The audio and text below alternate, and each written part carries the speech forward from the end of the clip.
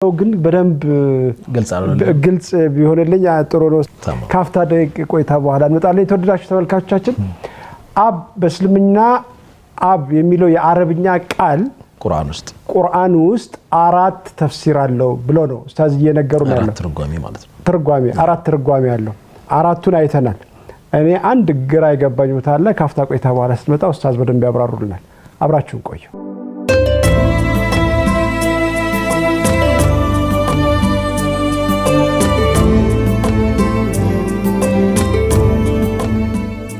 مرحبا የተወዳችሁ ተመልካቾቻችን ተመልሰናል አብ የሚለው የአረብኛ ቃል ቁርአን ውስጥ አራት አይነት ትርጓሜዎች አሉት ይሄን ሁሉ ያነሳነው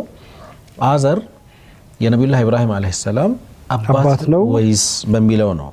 አው ቁርአን ላይ እኮ ወይት ቃለ ኢብራሂሙ ሊአቢሂ አዘረ ይላል ስንል አይ አብ ማለት እኮ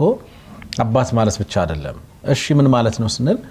አራት አይነት ትርጓሜዎች አሉት አያቶች ወይም ቅድመ አያት ምናምን የሚባለው አጠቃላይ እዛ ውስጥ ያለ ቤተሰብ አብ ተብሎ ተጠቅሷል ስለዚህ ለአባት ብቻ ሳይሆን ለአያቶችም ይሆናል ለአጎቶችም እንደሚሆን አይተናል ሶስተኛ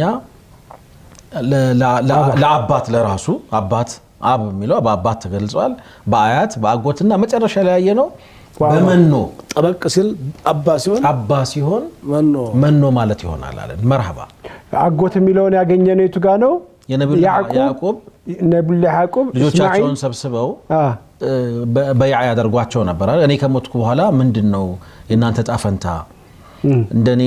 የአባቶቻችሁንና የአጎቶቻችሁን መንገድ የአያቶቻችሁን መንገድ ተከተላላችሁ ወይ አሉ የሚለው ውስጥ ነው እስማኤልን ያገኘነው ማለት ነው አባቴን ጥሩልኝ ብለው ያሉበት ማጋጣሚ አሉ ነብያችን ማለት አቡ ጣሊብን አይዋ አጎታቸው አጎትም አብ ይባላል